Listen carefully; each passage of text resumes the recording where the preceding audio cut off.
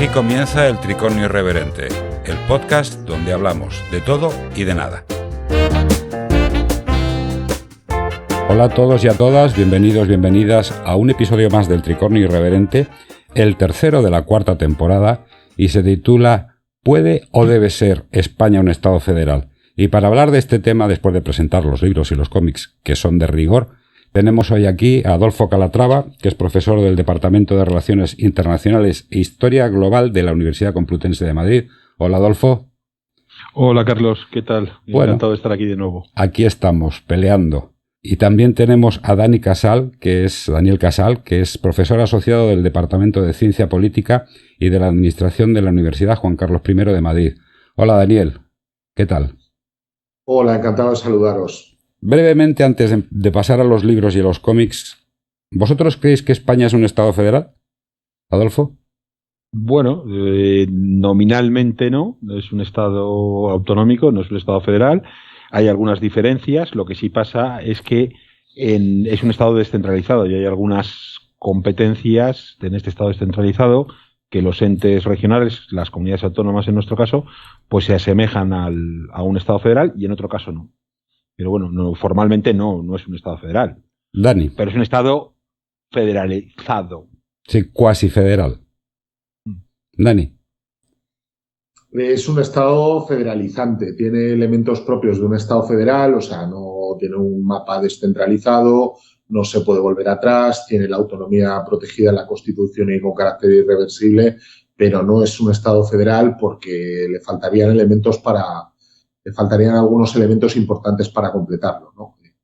Un Senado, otro modelo competencial y algo que aparentemente podemos considerar con un contradictorio con hablar de la palabra federal, pero que dará luego de sí el debate, que es una mayor centralización entendida como coordinación de lo que actualmente tiene el Estado.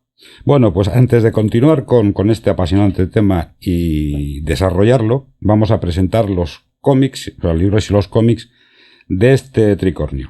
En primer lugar, de la editorial Ariel, Larga vida a la socialdemocracia, de Borja Barragué. Cómo evitar que el crecimiento de la desigualdad acabe con la democracia.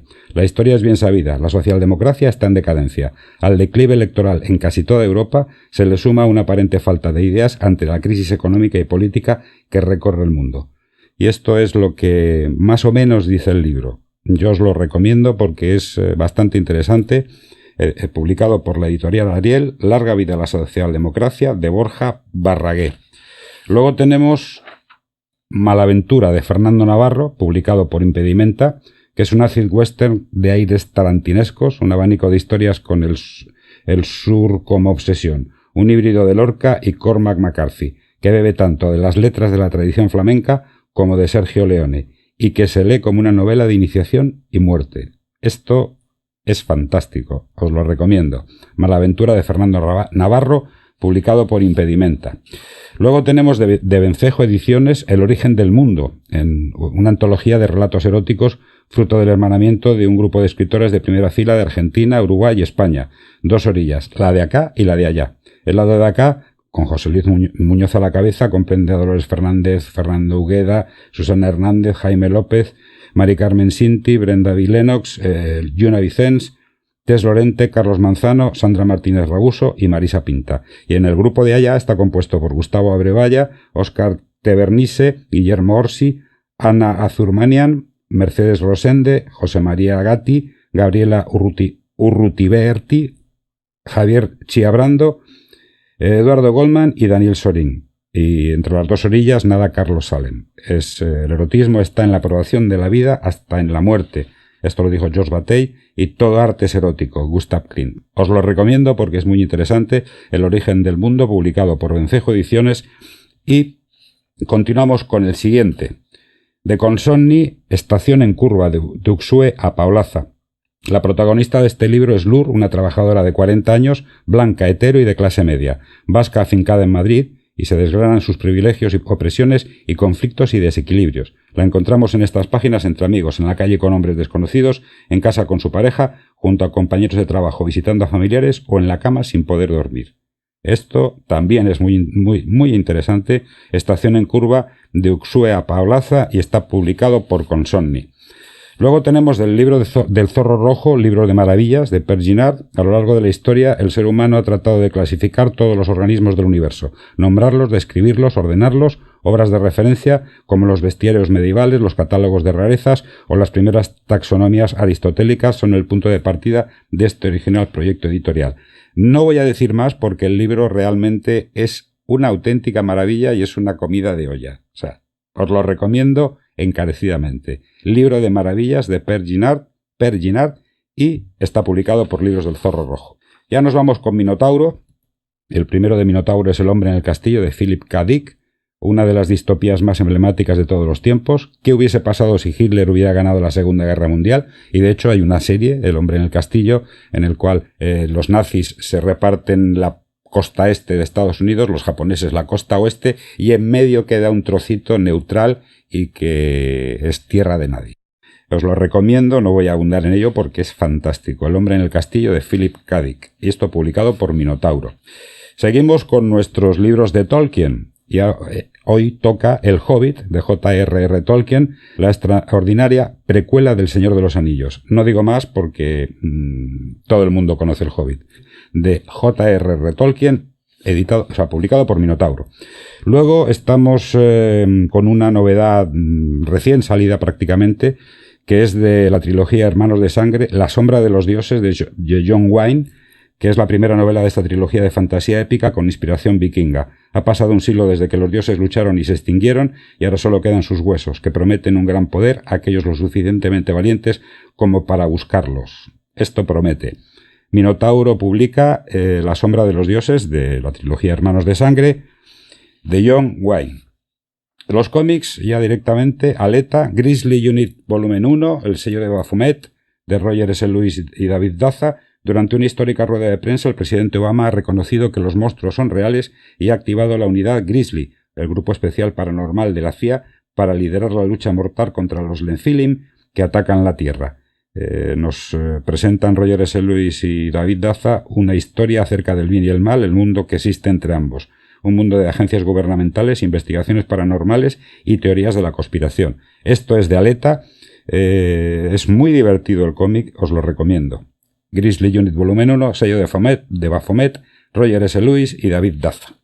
Luego también con Aleta tenemos Winterwald Varados, que ya hemos presentado varios cómics de la misma serie. Los autores son Chuck Dixon, Thomas Giorello y Tommy Lee Edwards. Scully, Wynne y Rara caminan sin comida ni refugio en un mundo brutal donde la muerte acecha a cada paso. Y hasta ahí puedo leer Winterwald Varados, y lo publica Aleta. También de Aleta el Revival Compendium Volumen 3 de Tim Sale, Mike Norton y Mark Englert. Y por un día en la zona rural central de Wisconsin los muertos volvieron a la vida. Ahora depende de la oficial Dana Cypress lidiar con el escrutinio de los medios, los fanáticos religiosos y la cuarentena del gobierno que los acompaña. Hasta ahí puedo leer Revival Compendium Volumen 3 y el Revival Compendium Volumen 4, que son la continuación, y el capítulo final es el 4, y hoy traemos los dos, el Revival Compendium 3 y el Compendium 4, y publicados por Aleta.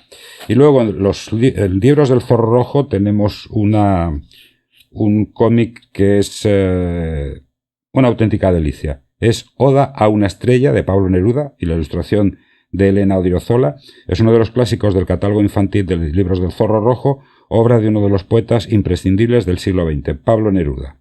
Érase un poeta en una ciudad cualquiera de altos edificios. El poeta miraba más arriba, a la noche estrellada, y de tanto quererla consiguió un imposible. Se apoderó de una estrella.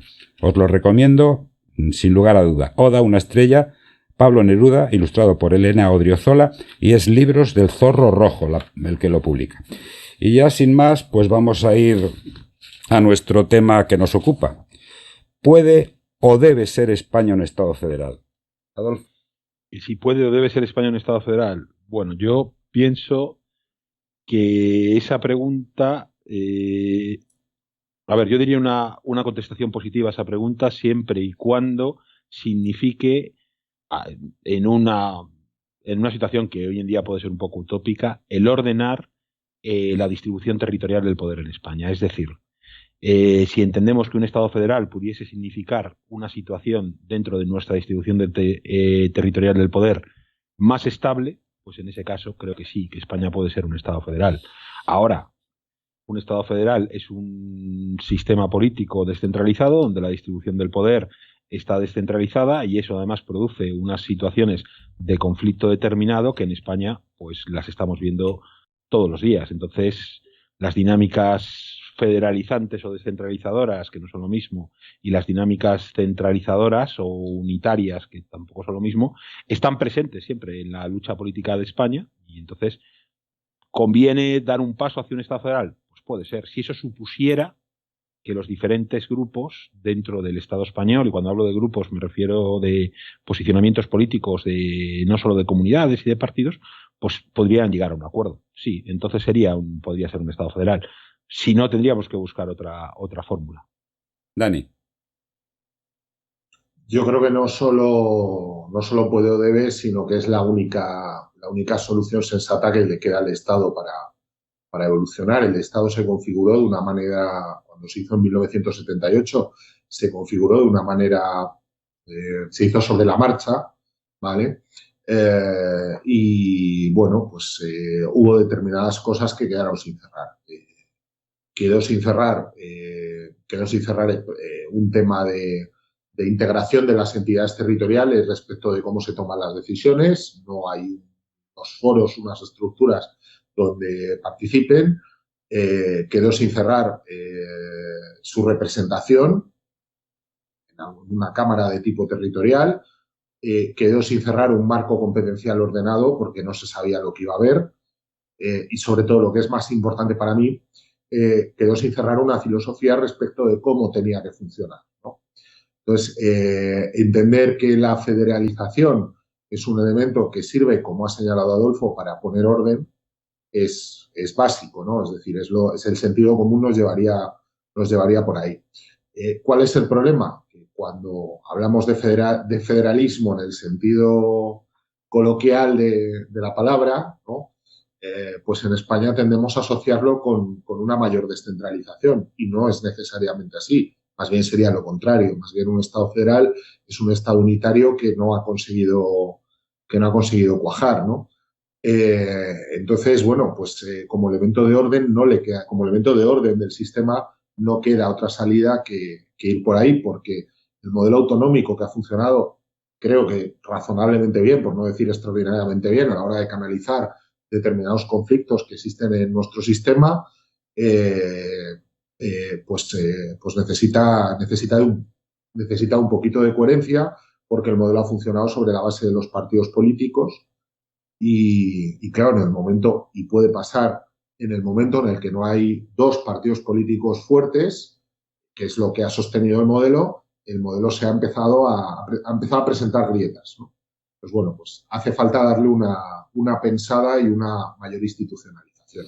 Pero es que yo pienso que las últimas elecciones lo han dicho claramente. España ya no es una España del bipartidismo. Es una España pluripartidista. Y entonces eso tiene que tener un encaje, porque si los dos partidos mayoritarios, Partido Socialista y Partido Popular, no aceptan, y aunque el Partido Socialista parece que ha aceptado un poco el pluripartidismo, si no aceptan esta cuestión, mal vamos. Y a lo que te referías tú del Senado, que carece de esencia, es que un Senado como está proyectado en España era una Cámara de Representación Interterritorial. Y lo que es simplemente es un cementerio de elefantes. Los políticos que dejan sus cargos y ya están quemados van al Senado. O sea, eso es lo que me parece ridículo. Que no le den una sustancia a un Senado porque es que nos cuesta muchos millones de euros al año. O sea, es una cosa que yo no lo entiendo. ¿Ha habido en algún momento... Espera, un momento, sí. Carlos, antes. Es que yo no estoy de acuerdo contigo, ¿eh? Vamos a ver, lo digo porque yo creo que has hecho una afirmación en la que yo no estoy de acuerdo. Bien. A ver, tú has dicho una afirmación en la cual has dicho que las últimas elecciones han dejado demostrado que España tiene, en términos de ciencia política, hay una fragmentación y entonces se avanza más hacia un multipartidismo que hacia un bipartidismo, ¿vale? Yo creo que esto no es así. Las últimas elecciones no dejan claro de eso. Lo han dejado claro en los procesos electorales, digamos, desde 2015, ¿vale? En los procesos electorales de 2015. De hecho, en las últimas elecciones probablemente haya una mayor concentración del voto en estos dos partidos. Lo que pasa es que el sistema político que tenemos, el sistema electoral que tenemos, ¿vale? Cuando digo sistema electoral no voy a hablar de DON, sino hablo del sistema entero, de la asignación de los votos en escaños. Es un sistema que no prima, por ejemplo, podría primar al ganador, le podría dar una prima, como se tuvo que hacer en Portugal hace años. Y entonces, tú imagínate si al ganador se le hubiera dado una prima, pues posiblemente hubiera podido gobernar, en este caso, el Partido Popular. O en otros casos, cuando en 2019 ganó Pedro Sánchez, en abril, pues el Partido Socialista. Quiero decir que realmente España lo que pasa es que tiene dos realidades diferentes. España tiene, para mí, tiene una realidad muy clara que está impulsada históricamente, y yo supongo que lo hablaremos ahora, está impulsada desde el centro, tiene una pulsión centralista, y cualquier persona que haya pasado, en esto Dani sabe mucho mejor que yo, que haya pasado por los ministerios y por la administración en Madrid es indudable, contando además un poder en Madrid que va más allá de los ministerios, va a la justicia, va a las empresas, y luego tiene una pulsión descentralizadora. Y eso es lo que no se ha podido articular nunca históricamente. Todos los países son casos determinados y nuestro caso es este.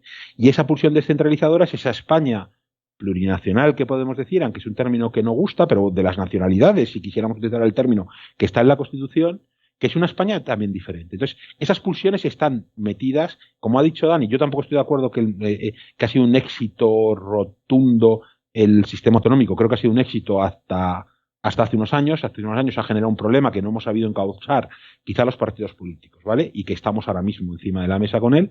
Entonces yo creo que, bueno, pues oye, ¿se puede andar hacia la federalización? Sí, pero que quizá para andar a una mayor federalización habría que rebajar el poder que algunas minorías tienen en el gobierno. Sería una opción, por ejemplo. Podría serlo o no podría serlo, pero quiero decir que hay que buscar un sistema en el cual estemos todos de acuerdo en el Estado. Y ese es el mayor problema que tiene de España desde el siglo XIX.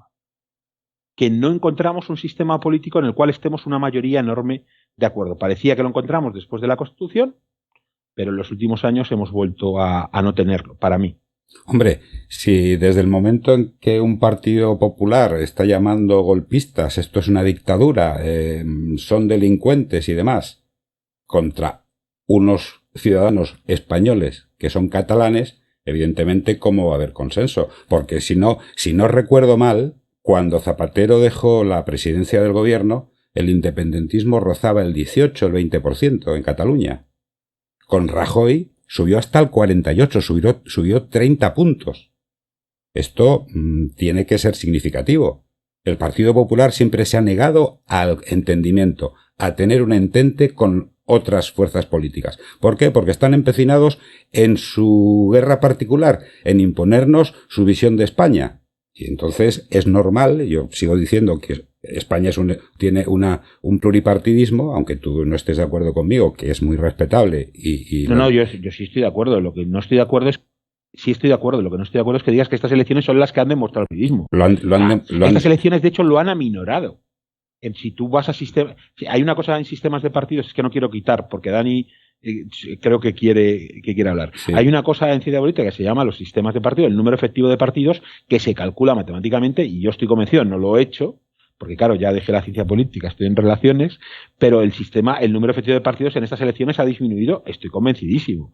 Y en cambio en 15 y 16, o sea, hay menos. Lo que sucede es que se ha dado una aritmética particular que ha puesto dos grupos uno enfrente de otro, pero eran más multipartidistas la del 15, la del 16 y las del 19. Bueno, vamos a zanjar aquí el tema porque si no Dani no va a hablar nada. Dani quería decir algo. Yo creo. No, sí, era alrededor de lo del... Cuando hablaba del bipartidismo yo no me refería al número efectivo, a la fuerza de los partidos. España ha sido un sistema tradicionalmente que ha tenido un bipartidismo imperfecto. Ahí estoy de acuerdo con Adolfo. Me temo que la tendencia, con sus cosas buenas y sus cosas no tan buenas, vuelve a ser de que se concentre la fuerza en torno a a dos partidos, y creo que lo que estamos viendo estos días terminará yendo en esa dirección. Creo que no me equivocaría si apostase hoy por eso. Pero no, cuando hablaba del bipartidismo me refería a que hay una práctica consolidada a la hora de hacer el Estado de las autonomías que ha tendido a que las decisiones respecto de cómo construíamos el modelo territorial funcionaba sobre la base de pactos entre el Partido Socialista y el Partido Popular, que también se han dado. Es decir, me explico, el Estado autonómico tiene un despliegue en varias fases, comunidades históricas, comunidades como Andalucía, que siguen un camino parecido a las históricas, comunidades de vía lenta, y luego el caso peculiar de Madrid, que nadie quería que fuese una comunidad autónoma y nos obligaron a ser una comunidad autónoma, ¿no? El tema es que los avances que ha tenido posteriormente, que los ha tenido, pienso en los años 90 y en los primeros 2000, las transferencias y la igualación de competencias, eso ha funcionado porque los dos partidos se ponían de acuerdo, ¿vale? Porque había unos pactos autonómicos, PSOE-PP, en los que estaban de acuerdo partidos nacionalistas, que hacían que el Estado de las autonomías avanzase. Y entonces, en el momento en el que los dos partidos han perdido fuerza, era lógico, era la inercia habitual del sistema, los dos partidos han perdido fuerza, y digamos, los partidos nacionalistas que también participaban de ese consenso aspiran a otras cosas, bueno, pues el sistema se ha resentido y de hecho, os pongo un ejemplo, ¿no?, de esto. Cuando en uno de los procesos de independencia, en unos procesos de referéndum que hay en Cataluña, creo que es en el segundo, se pide información al Tribunal Constitucional, el gobierno de Rajoy hace una consulta y el Tribunal Constitucional tiene una frase muy elocuente, que es que bueno, dice que según lo están planteando los catalanes no tiene cabida la Constitución, pero que en todo caso, sigue la línea jurisprudencial del Constitucional, en todo caso pónganse ustedes de acuerdo, partidos políticos, sobre lo que tiene que ser el tema territorial. Y eso ha sido como se ha construido el Estado de las autonomías. Entonces, la federalización lo que serviría sería para que no dependiese exclusivamente de que tengamos unos actores políticos con voluntad de pactar o no. Es decir, por eso digo que quizás el elemento más importante para que España se vuelva federal no es tanto la arquitectura jurídica, que en eso de facto es un país federal, sino sobre todo la filosofía que hay detrás sobre todo cambiar la filosofía que hay detrás de eso, ¿no? Para darle un orden al sistema. Podemos ir, evidentemente, dentro del sistema. El otro día lo hablábamos en una jornada muy interesante sobre la reforma local, que, en el sistema podemos ir a un sistema federal de más autonomía, podemos ir a un sistema federal de menos autonomía, que también cabría en la Constitución, es decir, podemos jugar con esos márgenes, pero en todo caso, para ir en una dirección o en otra, lo que tenemos es que encontrar un método de trabajo sobre eso, una filosofía, ¿no? Entonces, creo que es el hecho que le falta, porque hasta ahora se había sustentado en el bipartidismo. Ya respecto de si las elecciones han marcado el final del bipartidismo o no, bueno, yo ahí coincido con lo que ha dicho Adolfo. O sea, hemos pasado de un número efectivo de partidos, yo sí lo tenía calculado en algún artículo, no de la última legislatura, pero hemos pasado de un número efectivo de partidos de cuatro, muy cercano al 5 en la legislatura pasada, a volver hacia un número que técnicamente se situaría en el bipartidismo perfecto en esta. Entonces, bueno, yo me temo que vamos hacia ahí, ¿no? Y, bueno, era un poco lo que quería aclarar. ¿Ha habido algún momento en que España haya sido un Estado federal, Adolfo? Bueno, yo creo que esto probablemente Dani me lo va a poder contestar mejor. A ver, yo, contando que el federalismo es una doctrina política, la vamos a poner, o sea, voy a hablar del Estado liberal, ¿vale? No voy a hablar si durante la monarquía hispánica éramos una confederación de reinos o no, porque no está dentro de esa doctrina política del federalismo.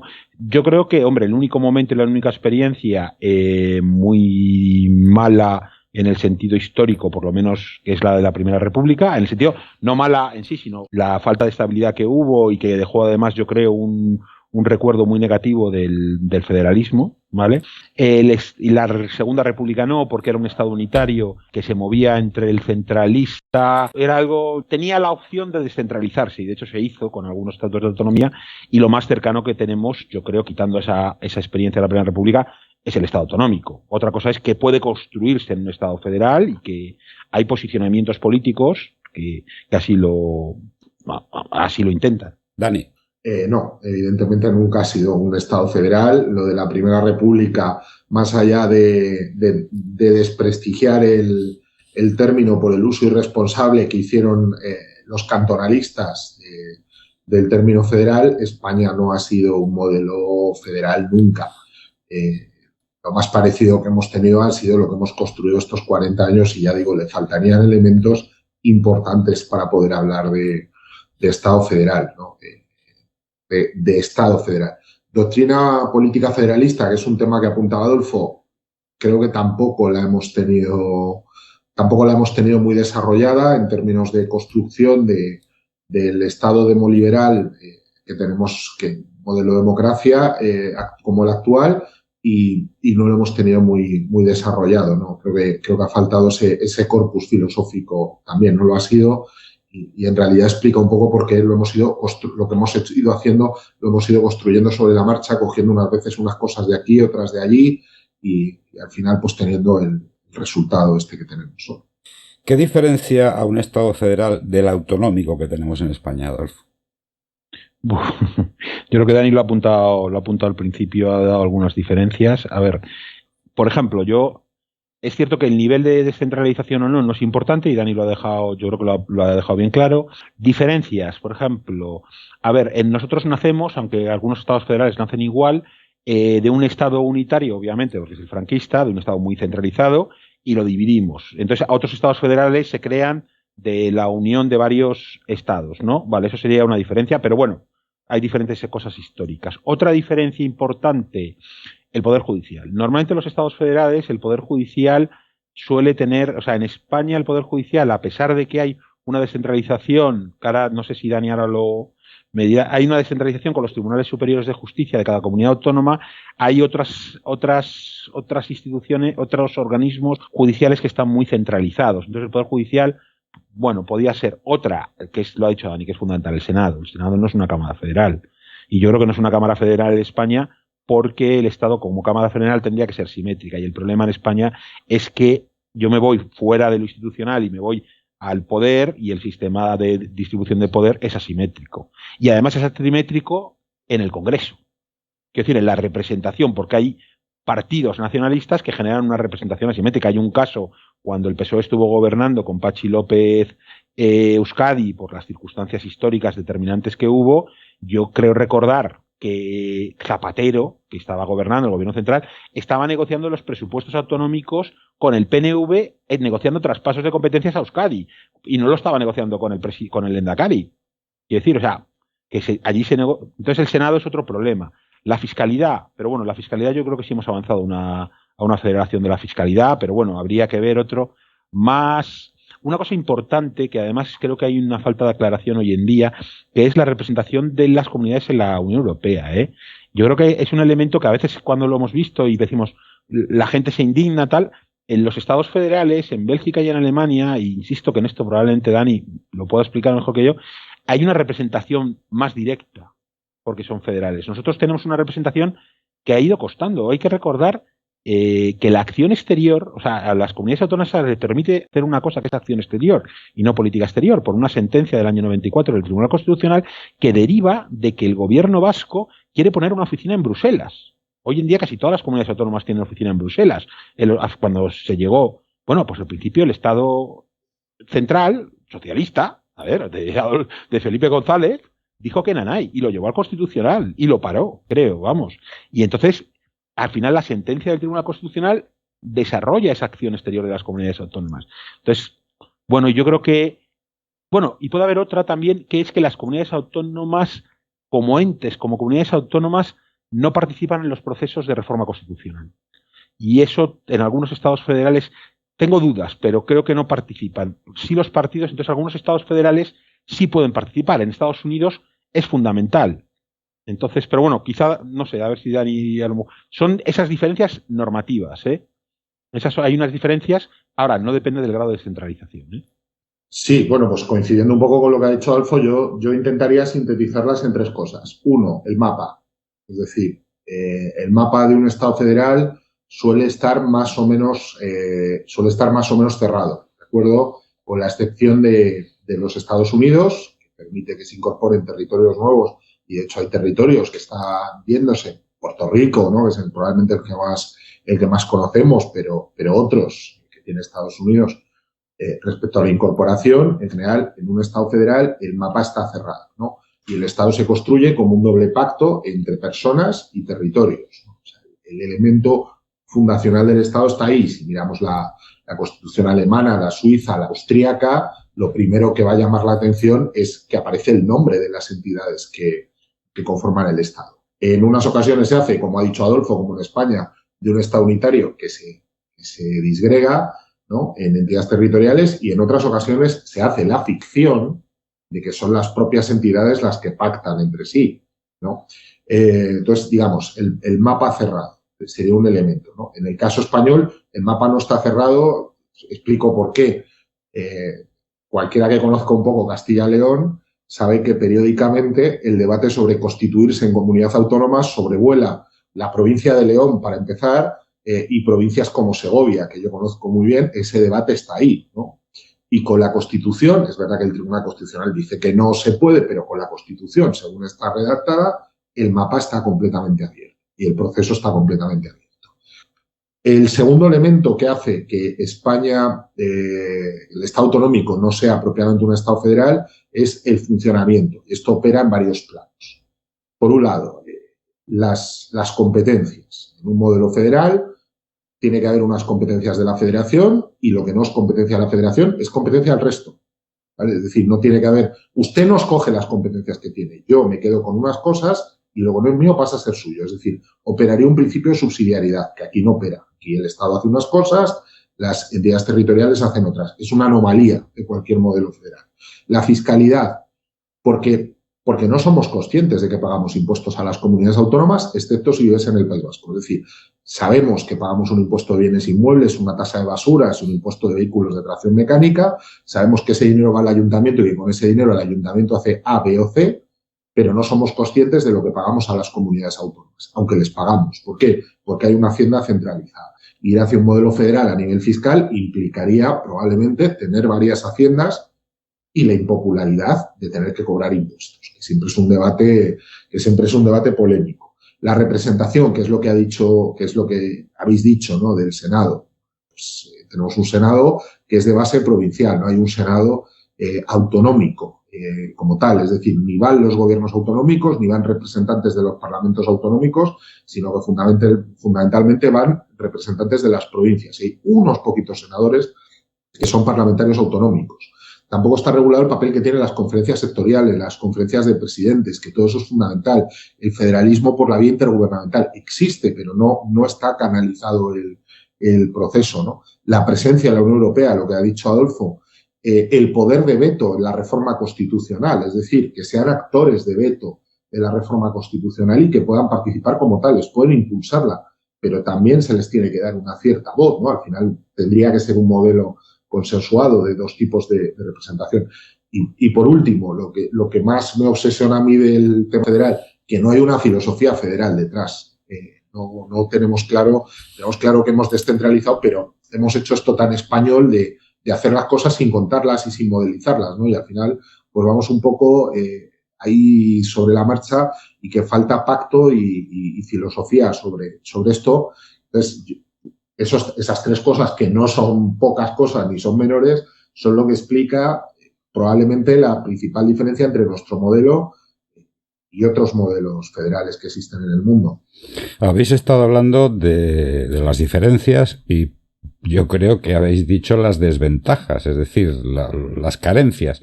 Ahora hago la pregunta a la inversa. ¿Cuáles son las ventajas de un Estado federal con respecto a un Estado autonómico, Adolfo? Hombre, a ver, yo es que parto de la base que Estado federal o Estado autonómico, o cualquier concepto que utilicemos, o confederal o federal dual o lo que queramos, son conceptos, ¿vale? Entonces son conceptos que se construyen en las ciencias sociales, se construyen sobre la teoría y sobre la observación empírica de lo que pasa, y se construyen para, pues, poder de alguna manera ordenar, comparar modelos, etcétera, etcétera. Pero luego la experiencia histórica, es decir, el planteamiento empírico en el sentido de experiencia histórica y proceso político de cada país, tiene su manera. Entonces, a un país le da igual hacer una cosa, o sea, aprueba elementos o no elementos para conseguir o que unos grupos conseguir unos objetivos o conseguir un bienestar genérico de la población, bueno, lo que queramos, ¿no? Lo que se vea, pero va más allá de los modelos. Entonces, yo creo que en la teoría, el Estado federal, la ventaja que tendría sobre el autonómico, en la teoría, y contando lo que hemos dicho al principio, ¿vale? Sería que ordenaría y quedaría. Pero claro, se necesitaría lo que viene diciendo Dani todo el rato, que es esa cultura federal. Bueno, ya lo hablaba, no ha dicho cultura, ¿no? Me parece que casi filosofía federal o cultura política o, si quieres, las actitudes de los principales actores, ¿vale? Entonces, en teoría sería, pues, habría un orden. Por ejemplo, elementos federalizantes de los que hablaba ahora mismo Dani y que normalmente no están muy presentes dentro del público, aunque existen y están en los medios de comunicación, son las conferencias sectoriales y todos los procesos intergubernamentales, lo que se llama las relaciones intergubernamentales, la RIC, que se estudian en la carrera y tal. Y eso es un modelo de coordinación entre el gobierno central y diferentes comunidades autónomas con muchos niveles, porque hay unos multilaterales, pero incluso hoy en día, a raíz de todas esas exigencias que hubo de algunas comunidades autónomas, hay bilaterales, hay cumbres bilaterales. O sea que no le tiene que extrañar a nadie que el presidente del gobierno se reúna con un presidente y una presidenta autonómica. Normalmente, claro, cuando son los presidentes, pues es un nivel político, pero cuando son los ministros con los consejeros, son niveles políticos, pero va bajando hacia lo técnico. Y luego, pues oye, de todo esto surge por debajo negociaciones técnicas que son muy importantes en un estado federal y en un estado descentralizado. Entonces, en la teoría, para no extenderme mucho, ¿qué ventajas tiene un estado federal autonómico? Hombre, si el autonómico es nuestro ejemplo únicamente y el estado federal lo observamos como un modelo más estable, pues bueno, pues haría esa estabilidad, que no implicaría mayor o menor descentralización, sino implicaría que tenemos un proyecto entre todos. Ahora, yo creo que eso en España, pues no, o sea, de repente decir, vamos a un estado federal, ¿qué más da? Que lo podemos llamar vaca. Quiero decir, lo podemos llamar lo que sea. Si el problema son los procesos y los intereses de las fuerzas políticas que hay detrás, ¿vale? Y los procesos de fractura, porque los procesos de fractura que tienen social y histórica, que tienen o sea, que se manifiestan en partidos políticos, es decir, en agregación de voto de diferentes grupos, están presentes. Sea esto un Estado federal, o sea esto un Estado autonómico, o sea un Estado unitario no autoritario. Pero claro, si es autoritario, pues es fácil. Con decir que unos no opinan, ya está. Entonces eso es lo importante para mí. Bueno, tenemos... Por eso me quedo en la filosofía. Sí. Me centro en lo que ha dicho Dani, en la filosofía. Tenemos que dar la bienvenida a Alberto González Pascual, que se acaba de incorporar a la charla. Hola, Alberto, ¿qué tal estás? Muy bien, muy bien. Encantado de unirme a vosotros y estar otra vez contigo, Carlos. El tema es que Dani tiene que contestar ahora las ventajas y luego vas tú, Alberto. Dani. Vale, perfecto.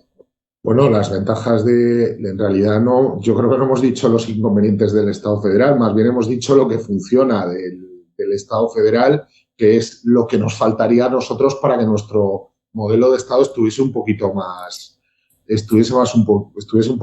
ordenado. Pero, en todo caso, si hubiese que buscarle una ventaja, yo le buscaría una muy evidente. Yo soy muy práctico, ¿no? Y creo que el federalismo, sobre todo, va de ser práctico, que es la capacidad que tiene para resolver conflictos y para resolver problemas, ¿no? En España solo tenemos un artículo federal de verdad en la Constitución, y a lo mejor aquí me meto en un jardín, ¿no? Pero es el único artículo federal propiamente dicho que tenemos en la Constitución española, que es el 155, que es el artículo que establece lo que pasa cuando una comunidad autónoma va contra la Constitución y que se ha aplicado una vez. Yo siempre digo, y siendo un poco polémico, que el problema del 155 es que lo aplicamos poco. Quizás habría que aplicarlo más, no solamente cuando alguien se quiere secesionar, ¿no? Y bueno, pues sobre todo el federalismo nos ofrece eso, nos ofrece una vía de encauce de los conflictos y de resolución de los problemas, y nos aclara y nos facilita la vida. Cuando hablamos no hablamos tanto de los inconvenientes del modelo autonómico, sino en realidad al hablar del modelo federal, sino al hablar de lo que nos falta, lo que estamos es echando de menos esa cordura federal que le falta a nuestro estado de las autonomías, y que, por supuesto, como dice Adolfo, lo podemos llamar de la manera que queramos. hay países federales que no se llaman federales a sí mismos. Pongo el caso de uno que se nos puede venir a todos a la cabeza, ¿no? Canadá no se llama federación a sí misma, se llama confederación, Suiza se llama confederación, ¿no? A veces los nombres, pues bueno, tienen estas cosas y en el caso nuestro me temo que si fuésemos un modelo federal no lo podríamos llamar Estado federal, tendríamos que llamarlo de otra manera porque en nuestra cultura política el federalismo evoca unas cosas que bueno, pues que no gustan, ¿no? Que no hay un consenso en torno a ellas como para que lo llamásemos de esa manera. Alberto, ventajas del Estado federal respecto al autonómico. Bueno, yo creo que lo que hay en el trasfondo, ya sabes que a mí me gusta llevar un poco la conversación no solo al plano político, sino al plano de la estructura psíquica, del inconsciente colectivo que puede haber en la sociedad española. Y quiero partir de una idea, ¿no? Para entender tanto lo autonómico como lo federal o lo plurinacional. Y la idea que hay de fondo y que siempre ha habido de fondo es que la unión hace la fuerza. La unión hace la fuerza. Y este principio tan básico, que está en el origen casi de la civilización, que por cierto está en el origen del derecho, porque hay que entender qué había antes del derecho. ¿Qué había antes del derecho en la cultura humana? Había un lenguaje, sí, había unas costumbres, sí, pero cuando aparece el derecho, lo que se está suprimiendo es la violencia. Y la violencia se suprime a través del derecho porque hay una unión de varios débiles que decide prescindir de la violencia para empezar a consensuadamente trabajar en una dirección. Y así es como surge, ¿no?, lo que podríamos decir el derecho en oposición a la violencia del único. Por lo tanto, el poder de una comunidad es el derecho en oposición de ese único. Por lo tanto, si la unión hace la fuerza, es interesante ver desde esta perspectiva el modelo de Estado autonómico o el modelo de Estado federal, ¿no? Para mí, lo importante es ese prisma, porque parece ser que cuando hablamos de un Estado que pretende unir, tenga todo que pasar, ¿no?, por una especie de digestión monocorde y monolítica. Y no es ese el estado de la sociedad española actual. Me gusta traerlo ya, ¿no?, a la sincronía, ¿no?, de lo que estamos viviendo. El Estado tiene que unir lo diverso y tiene que mantenerse como un Estado, efectivamente. Pero no tiene que ser ni uniforme ni centralizado. Lo importante es que esa diversidad pueda ser gobernada de una manera que satisfaga a ese derecho de la comunidad a existir sin tener que hacer una regresión a lo que había antes, que siempre va a ser la tentación de utilizar la violencia. Así que para mí las ventajas de un Estado federal o potencialmente federal es precisamente que lo miremos como un instrumento que puede consolidar precisamente los lazos de unión dentro de una diversidad de miembros que viven dentro de una comunidad. Por tanto, yo creo que la única lógica que puedo comprender de que se plantee un Estado federal para el futuro de este país es que gracias a ello se consiga una mayor unión entre todos los pueblos que están dentro del Estado español. Y entonces para mí tendría sentido. Claro que sí. Pero tenemos que tener claro, ¿no?, si este es el propósito y esta es su esencia existencial de que exista un Estado federal que haga todavía que el Estado español funcione mejor que el Estado autonómico. Si no, me parece que estamos como hablando en un plano demasiado teórico, conceptual y abstracto. Y fijaros lo que está pasando, lo que pasó ayer, lo que ha pasado esta mañana, lo que pasará esta tarde, lo que pasará el fin de semana, y la razón no nos llega. No es suficiente para entender lo que va sucediendo, ¿no?, en la escala fenomenológica. Entonces necesitamos introducirnos en aspectos de la psicología, en cómo se gestionan las emociones. Y desde ese prisma empezar a poder, ¿no?, orquestar cuál debe ser la solución más óptima para que este caso español deje de ser un caso, porque lo que tenemos es otra vez el caso español encima de la mesa.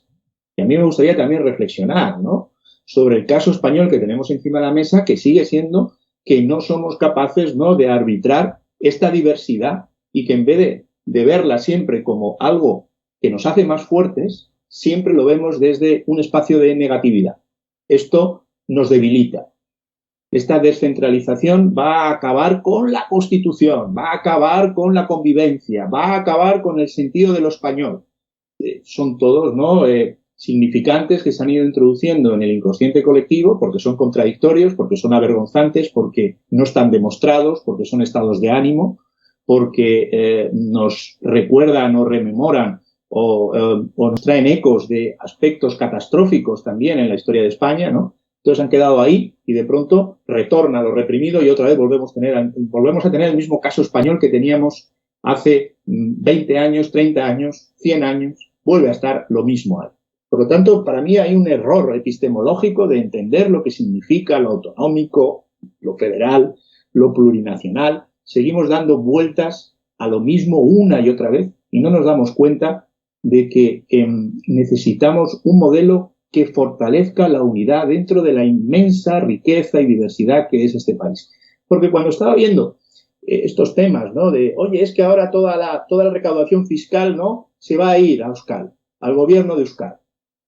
¿Cómo? Si esto antes, ¿no?, el ministro de Pensiones, ¿no?, Escrivá decía que esto era imposible, ¿no? ¿Cómo es que ahora se permite esto, ¿no?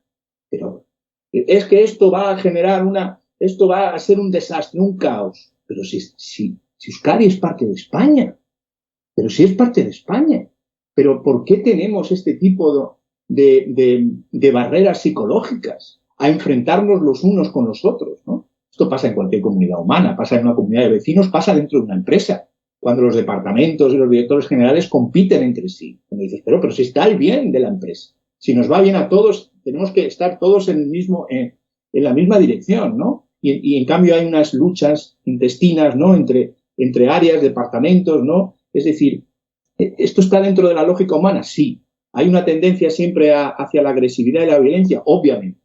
Y entonces creo que cualquier aparataje, ¿no?, teórico y cualquier discusión sobre un aparataje teórico no nos puede quitar lo que hay detrás. Y ese lo que hay detrás sigue siendo un aspecto puramente emocional y de hacer inteligible al sujeto que sus intereses se van a ver fortalecidos porque las afinidades afectivas van a ser satisfechas gracias a una unidad reforzada. Entonces, federalizar no es descentralizar para que yo pierda algo. No estoy perdiendo nada. Lo que estoy haciendo es recuperar el vacío que tengo intrínseco, que es precisamente no tener la tentación de volver a lo que había antes del derecho, que es la violencia. En caso de que un Estado federal decida separarse del resto, supongamos que España es un Estado federal y que cualquiera de los estados que la componen decide separarse. ¿Es posible esto? ¿Y qué consecuencias podría tener en el resto del Estado federal? Adolfo. No acabo de entender. O sea, si un Estado... Un Estado miembro de un Estado federal decide separarse, decide independizarse.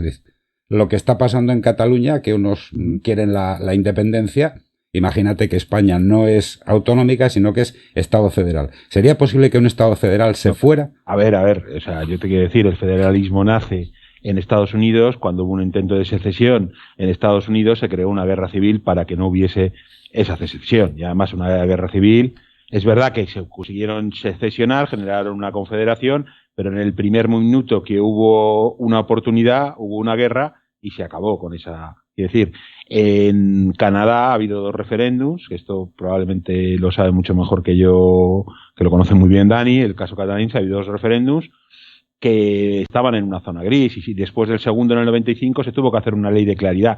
Es decir, los estados federales no tienen en sí, no tienen per se un principio de autodeterminación. A ver, hay un estado que no es federal, que es un estado unitario, aunque nos parezca mentira, que es el Reino Unido, aunque tenga una descentralización, ¿eh? La definición es un estado unitario y en cambio concede el derecho de autodeterminación a una región. Y en cambio hay otros estados federales, pues España, Alemania, Bélgica, supongo que no tienen. O sea, a ver, el derecho de autodeterminación como derecho en sí no tiene... Puede ser que es más fácil darlo en un estado descentralizado que en un unitario, pero en sí no tiene que ver con un estado ser federal o no. Etiopía lo tiene, por ejemplo, bien, pero casos muy pequeñitos.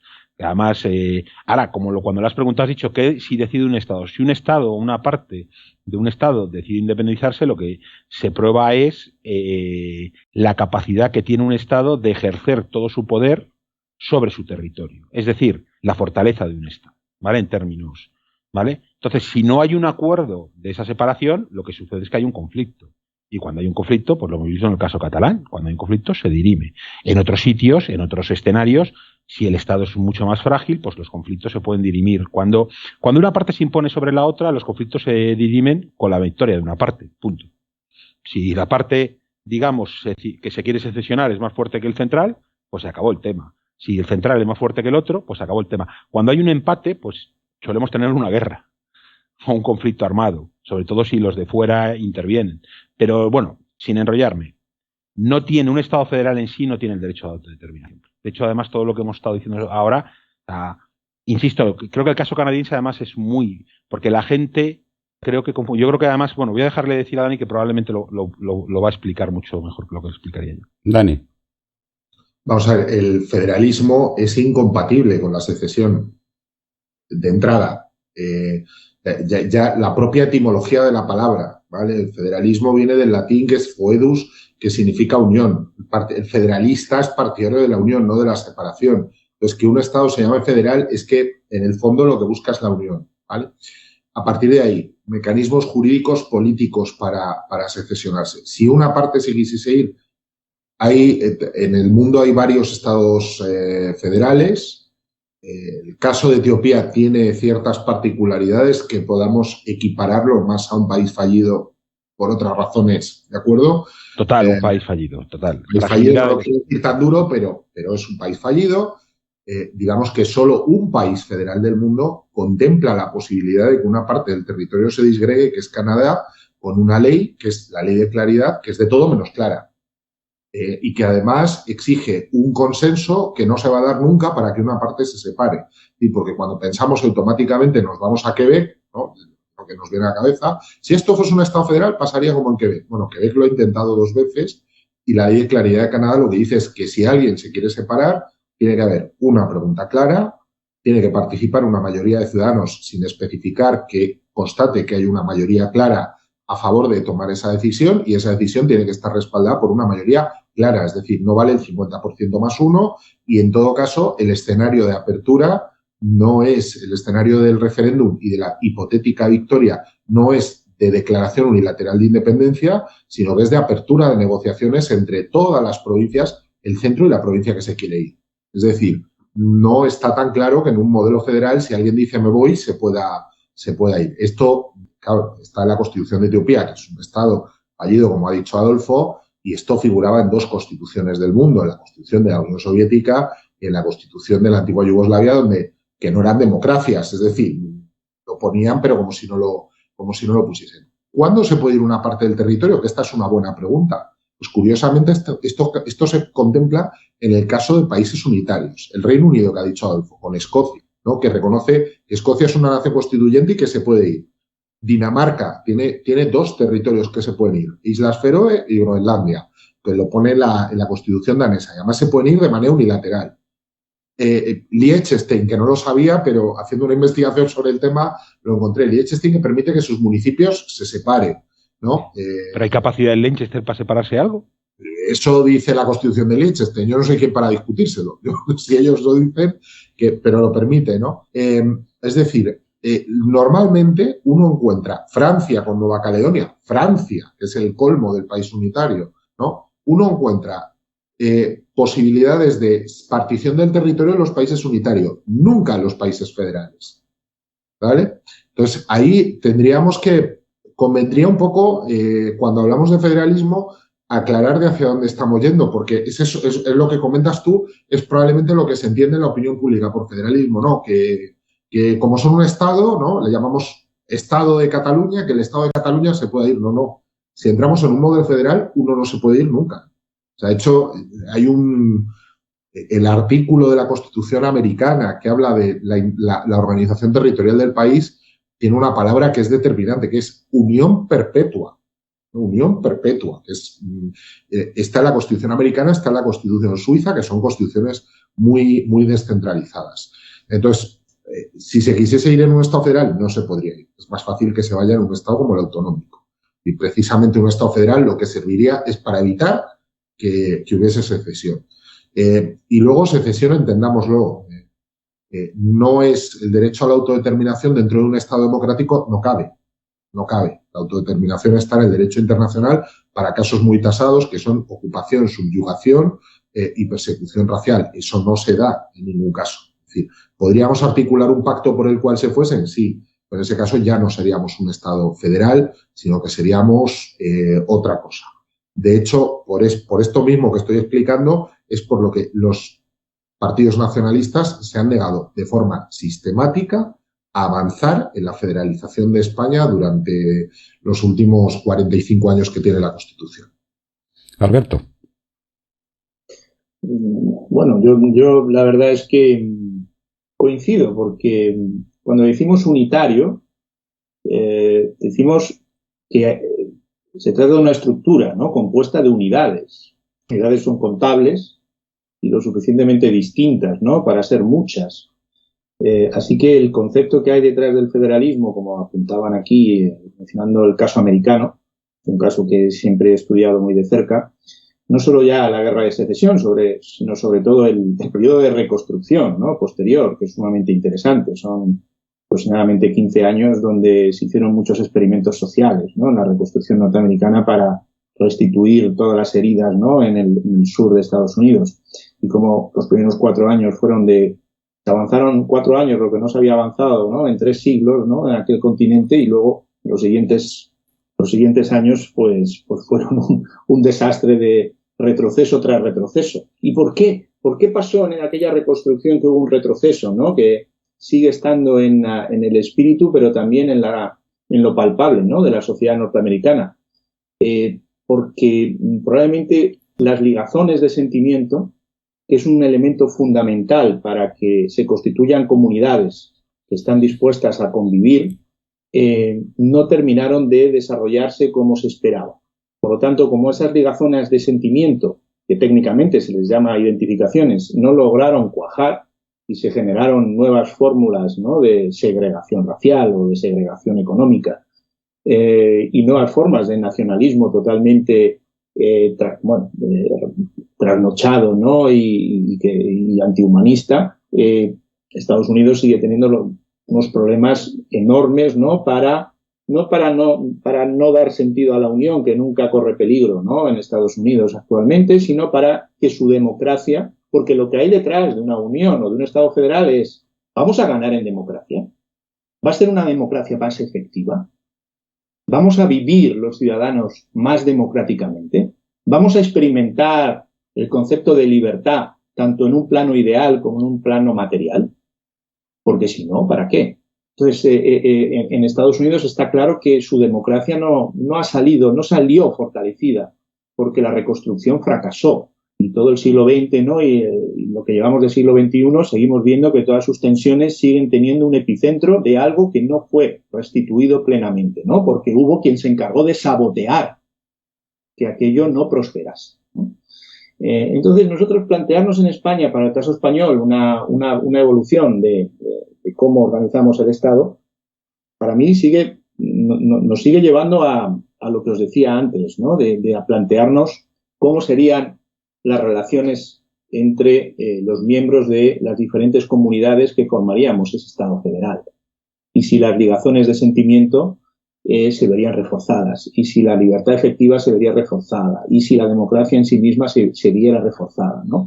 Este es el programa para instruir, ¿verdad, Carlos? Que hablábamos tú y yo ayer de este tema, ¿no? La falta de instrucción. Es que hay que instruir a la ciudadanía en cuáles son lo que estamos haciendo aquí, las posibles ventajas o las razones que podrían motivar un debate sobre este tema y entender mejor, ¿no?, estas tensiones artificiales en la mayoría de los casos que se producen en el día a día y que se trasladan de los parlamentos a las calles, y por qué las tenemos, ¿no?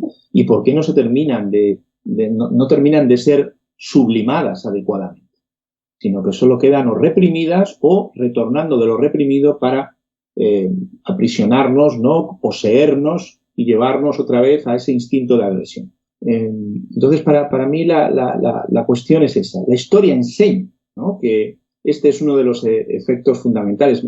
Estaba ahora, me habéis hecho recordar, ¿no?, esta idea panhelénica, ¿no?, ¿os acordáis, ¿no?, de la conciencia que tenían los griegos, ¿no?, de ser mejores que los bárbaros vecinos, ¿no? Y bueno, aquella expresión, ¿no?, que ha caracterizado a Occidente y que una y otra vez, ¿no han sido los de fuera los que han venido a decirnos que no teníamos razón, sino que hemos sido nosotros mismos quienes nos hemos encargado, ¿no?, de quitarnos la razón, y que no teníamos ninguna diferencia, ¿no?, entre esos supuestos bárbaros y lo que nosotros supuestamente representábamos. Y volvemos un poco a caer en eso.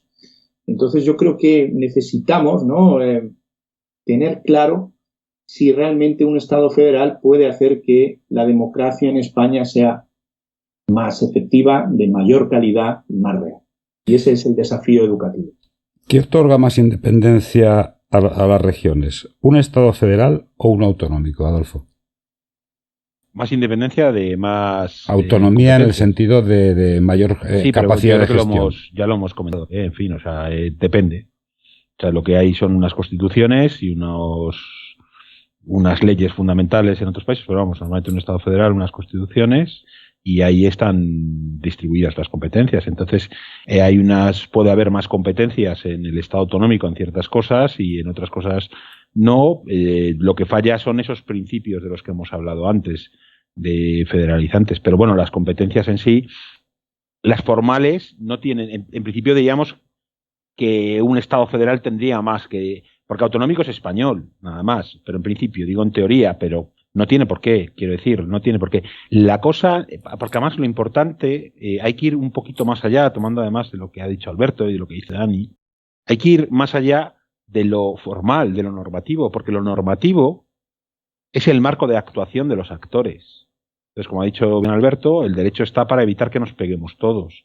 Pero luego los actores utilizan el derecho, es decir, las competencias, de una manera u otra manera. Por ejemplo, en el Estado autonómico español lo que ha fallado en algunos momentos, menos de los que la gente piensa, pero en algunos momentos, obviamente, quizá más de lo que mis compañeros pueden estarán de acuerdo conmigo, ha fallado la lealtad con el Estado, ¿vale? La lealtad de grupos políticos que han dirigido entes político-administrativos como son las comunidades autónomas. Entonces, las competencias pueden ser unas u otras. Y también es verdad que hay otros grupos políticos y líderes políticos dentro del Estado, vamos, del gobierno central, pues que no han llevado, no han hecho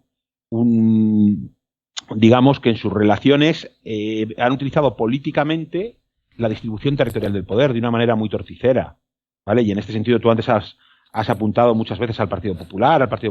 Bueno, pues yo creo que sí, que el Partido Popular ha utilizado la pulsión centralista que existe en España históricamente, porque yo lo veo todo como la construcción del Estado español, del Estado-nación español, o del Estado-nación plus nacionalidades español, lo veo como una doble pulsión, siempre centralizadora y descentralizadora. Yo lo entiendo así históricamente, desde el siglo XIX, del Estado liberal. Y entonces, pues, creo que no es tanto las competencias. O sea, en sí, para resumir, el Estado federal no tiene por qué implicar formalmente mayores competencias que el Estado autonómico español, no. O sea, no tiene por qué. Lo único que implica más orden. Y dos, las competencias son marcos normativos de actuación. Los actores utilizan esos marcos normativos de actuación, siguiendo la lógica de Alberto, como no nos vamos a pegar porque existe el derecho, lo que sí vamos a hacer es utilizar el derecho en nuestro beneficio y la interpretación del derecho. Y eso es la política. La política es la gestión de los conflictos. Y entonces la política tiene un fundamento al final normativo. En democracia es necesario porque es el principio de legalidad, pero también es cierto que los actores políticos utilizan e interpretan y hacen a la sociedad, además venden sus interpretaciones a la sociedad de una manera determinada, ¿vale? Y eso hoy en día lo estamos viendo en ejemplos. Y no me estoy refiriendo solamente a la oposición, también me estoy refiriendo al gobierno, Lo vemos todo el día. Entonces, yendo para atrás, no tiene por qué. No implica más el Estado federal. Yo quiero recordarte que el Partido Popular es el único partido en el gobierno que ha aplicado el 155. A ver, si yo soy el que aquí toca defender al Partido Popular, en fin, yo no diría por qué aplicar el 155, porque yo creo personalmente que la aplicación del 155, la aplicación para la solución al problema que había, es la mejor solución personalmente que hubo, apoyada además por la oposición. Y además la aplicación que se hizo, que fue aplico para convocar elecciones. Pero eso es un contexto, habría que contextualizar. También la actuación del Partido Popular probablemente falló en esos años anteriores, ¿vale? Que tuvo que buscar no llegar a eso, pero eso es otro tema. Yo creo que el Partido Popular lo que pasa es que a veces utiliza la pulsión, las actitudes y la cultura política, que es la suma de las actitudes de los ciudadanos, muy centralizadoras que hay en España, en muchas partes, para el debate político. Y otras veces se echa para atrás y es capaz de desarrollar el Estado autonómico, como en el año 96, ¿vale? O sea, quiero decir, el Partido Popular yo creo que tiene una máxima que es que solamente parece que le otorga legitimidad cuando gobierna a él, y entonces eso tiene un problema. Pero de todas maneras, no quiero monopolizar ni quiero que nos... O sea, quiero decir, ahora, la pregunta que has hecho, no, un Estado federal puede tener más o menos competencias que un Estado autonómico, porque además puede ser simétrico o asimétrico también, ¿eh? Y puede ser simétrico o asimétrico en lo normativo o en lo político. Es decir, en la capacidad que tienen los actores de negociar con el poder que tienen para negociar. Dani. Pues a tenor de lo que dicen los estudios sobre federaciones del Fórum de las Federaciones, que es una organización internacional bastante interesante, España, que no es un país federal, es el segundo estado más descentralizado del mundo después de Australia. Entonces no tiene ninguna... La forma, el armazón con el cual construimos el Estado no significa que el modelo federal vaya a ser necesariamente más descentralizador. Yo al principio lo he dicho, probablemente la federalización implicaría lo contrario, porque al final estamos ordenando, ¿no? Y luego sobre lo que se hablaba del 155, yo insisto, es que es el único artículo federal de la Constitución y en su aplicación, y no soy yo sospechoso de ser fan del Partido Popular ni de su política hacia Cataluña, pero en su aplicación, que consistió simple y llanamente en destituir a un gobierno y en convocar elecciones, lo que se vio era precisamente ese carácter federalizante que tenía el 155, ¿no? Entonces, bueno, claro, y se ha hablado antes también, es que parece que tengo que salir un poco en defensa del Partido Popular de la pulsión centralista. Tampoco es que el Partido Popular utilice el Estado de las autonomías solamente con una pulsión centralista, utiliza la política territorial con una pulsión identitaria cuando le interesa, ni siquiera centralista. Aquí Alberto, Adolfo y yo vivimos en la Comunidad de Madrid, que es una firme defensora del ejercicio de las competencias respecto del Estado central, gobierne el Partido Popular o gobierne el Partido Socialista de la Comunidad de Madrid, que aunque ya se nos haya olvidado porque hace tiempo, yo quiero recordar solo un caso curioso, ¿no? El famoso 3% sobre el impuesto de recaudación de las personas físicas, ¿vale? Que fue un caso bastante sonado. Y por poner otro ejemplo del Partido Popular, que yo conozco bastante bien, que soy gallego, el hecho de que la administración pública en Galicia solo permita dirigirse a la administración pública prácticamente gallego. Es decir, en términos de normalización lingüística, el Partido Popular en Galicia o en Baleares ha sido todavía muchísimo más heavy que lo que ha podido ser Convergencia y Unió en sus mejores momentos en Cataluña, ¿no? Entonces, sí se ha aprovechado esa pulsión descentralizadora, también la ha aprovechado en su favor el Partido Popular, ¿no? Entonces, bueno, pero volviendo un poco a la pregunta, ¿lo garantiza unos mayores niveles de autogobierno? No, me temo que no, y además los que estudian estas cosas nos lo suelen decir muy claro.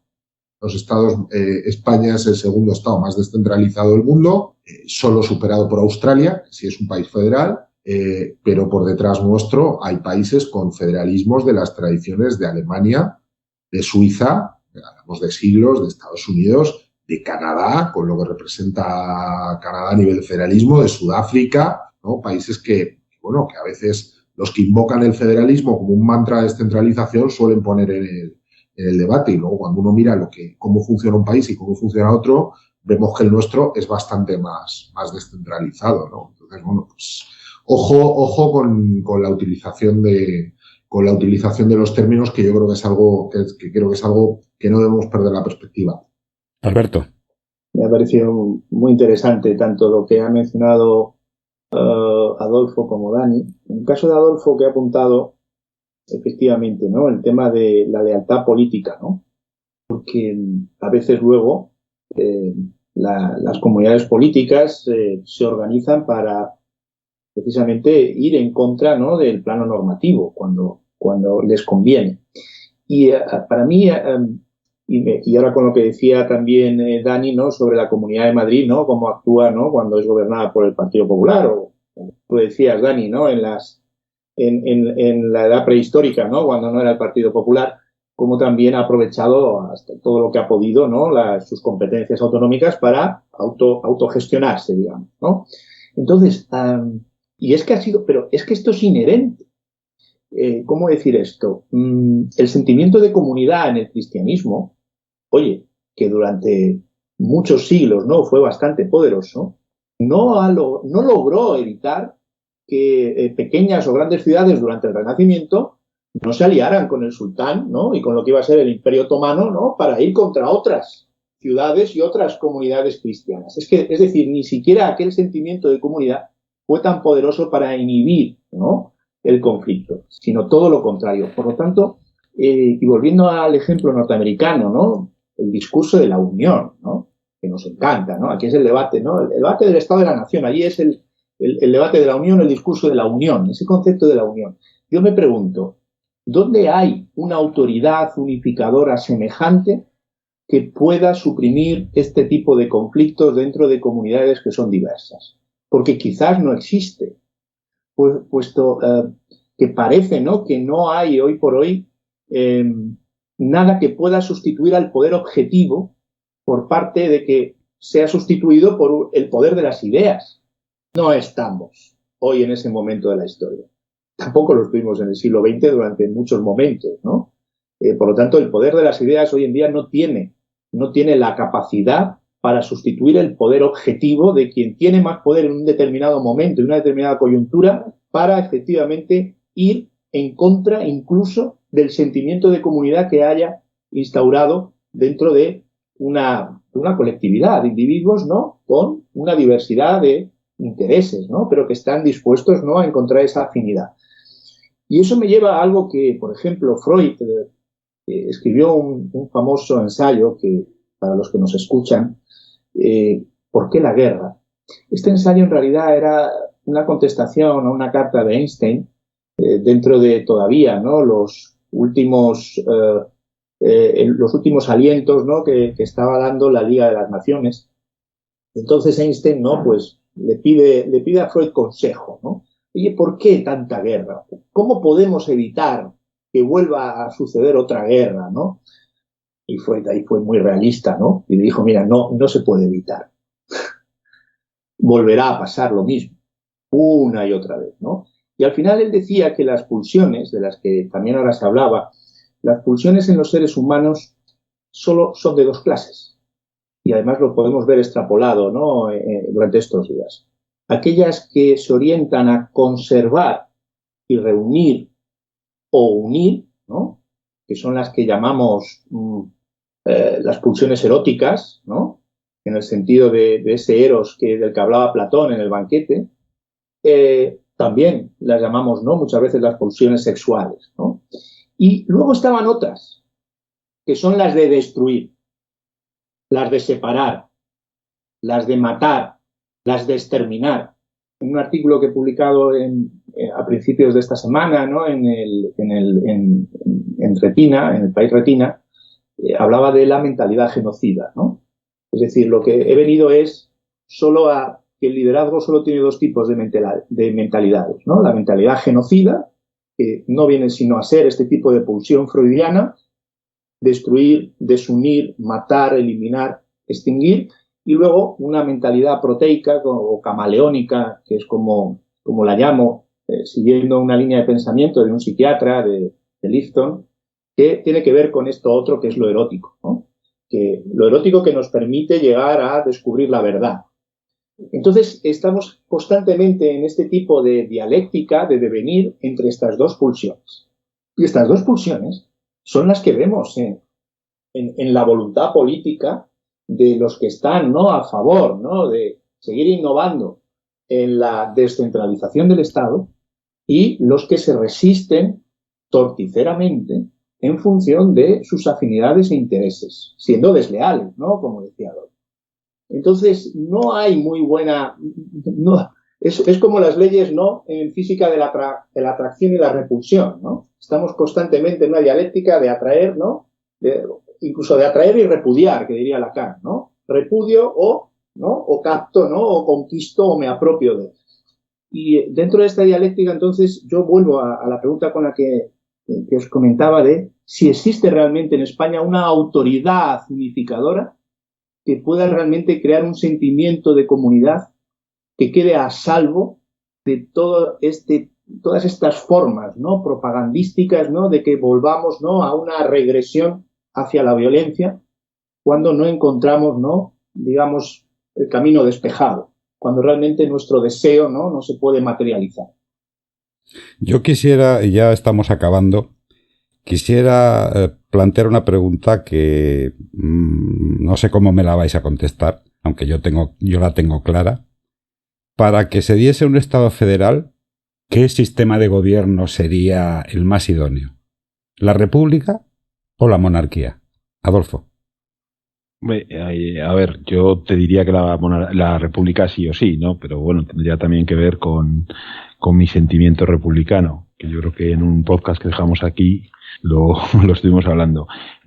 Vamos a ver, los sistemas federales normalmente, si fuéramos a la experiencia empírica, se han dado en repúblicas y no se han dado en monarquías, pero no tiene por qué, porque al final Canadá o Australia hemos hablado, entonces, y son al final los jefes de gobierno son monarquías, ¿no? Lo que es cierto que es más fácil que se den en repúblicas, porque también es cierto que todos los sistemas federales que provienen de la unificación, a lo mejor de reinos, o sea, de estados, pues bueno, pues es más fácil que sea dado en procesos de independencia, en fin.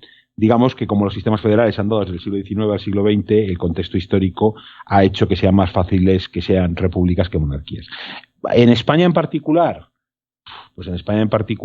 obviamente, yo creo que sería más fácil que fuera en república, ¿no? Porque la monarquía en España yo creo que representa, a pesar de sus esfuerzos por lo contrario, pero yo creo que representa lo que yo he dicho antes, y yo veo así un poco el proceso de construcción del Estado-Nación español, representa las pulsiones más centralizadoras, ¿vale?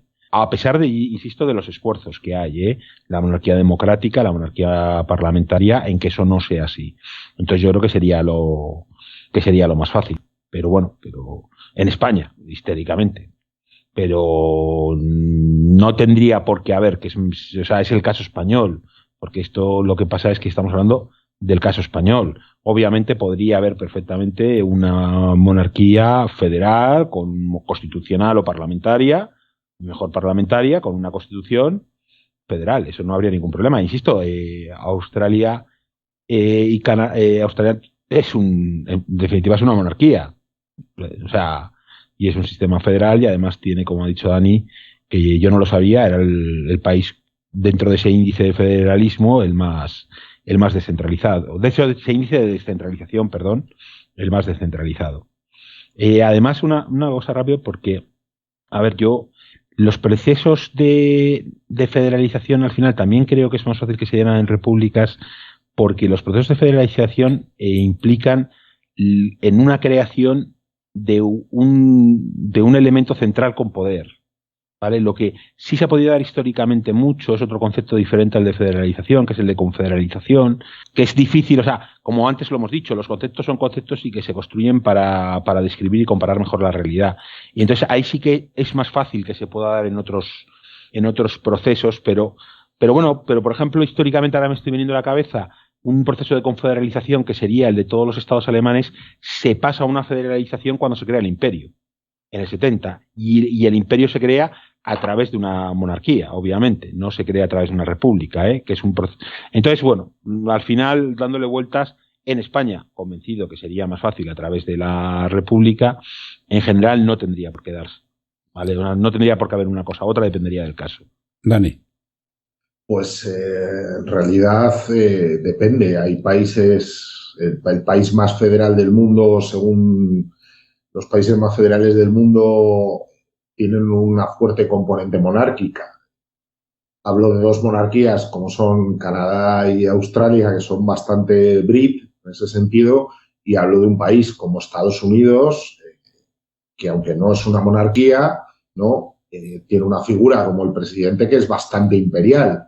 Es verdad que lo votan, pero es una figura bastante imperial. Entonces, en esto habría que relativizar. En España probablemente la Si me tradición... vas a decir que el Estados Unidos es una monarquía, yo ya no, ¿eh? No, digo que el presidente tiene un rol imperial en el sistema. Entonces digo que, digo que al final, cuando se habla de países como Francia o como Estados Unidos y se dice, yo particularmente tengo mis dudas de que en calidad democrática eso sea mejor que Suecia, por poner entre países unitarios, ¿vale? Entonces, bueno, no, yo soy republicano, o sea, yo tengo pocas sospechas, yo soy republicano y oye, pues yo creo que entroncaría mejor la tradición federal con un sistema de gobierno, republicano, ¿no? Porque al final el federalismo no deja de ser otra cosa.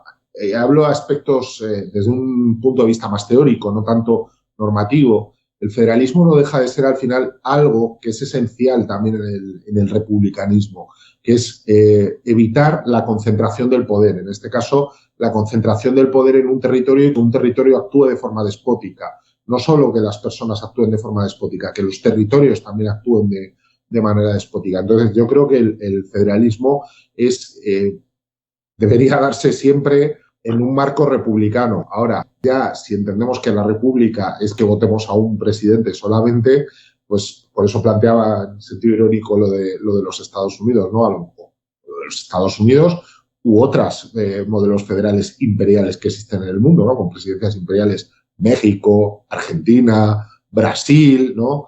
Incluso Sudáfrica, ¿no? Que tienen unas jefaturas de gobierno muy fuertes. Pero bueno, en todo caso, sí, creo que en respuesta a tu pregunta, que evidentemente sería más factible a través de un sistema republicano, lo que no necesariamente significa que al jefe del Estado le elijamos en las urnas, sino significa una filosofía que tiene que haber detrás. Porque que esto también daría para otro podcast, por si quieres te doy otra idea, Carlos, que a lo mejor republicanismo no es solo la elección del jefe del Estado, sino son unas cuantas cosas más de las que muchas veces no hablamos, no digo tú, no hablamos el común de los mortales cuando hacemos referencia a eso.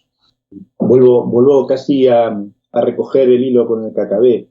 Esto es una relación amor-odio, ¿no? Efectivamente, una relación atracción-repulsión, república-monarquía. Lo que, escuchando a los compañeros, de pronto me he recordado, ¿no? Aquella revolución que da lugar a la República Francesa y luego tenemos un emperador que lo suprime todo. Es verdad que hubo ahí una filosofía, ¿no? Y que hubo un Robespierre, ¿no? El incorruptible, que se decía él, ¿no? Porque, claro, todo el ambiente que lo rodeaba, pues estaba lleno de corrupción, ¿no?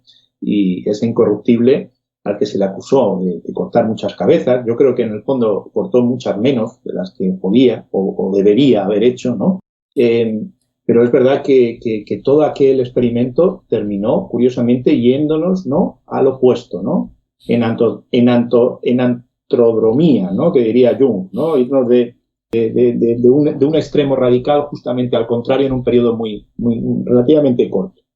Entonces, estoy de acuerdo con lo que dice Dani, de que cuando en España, ¿no?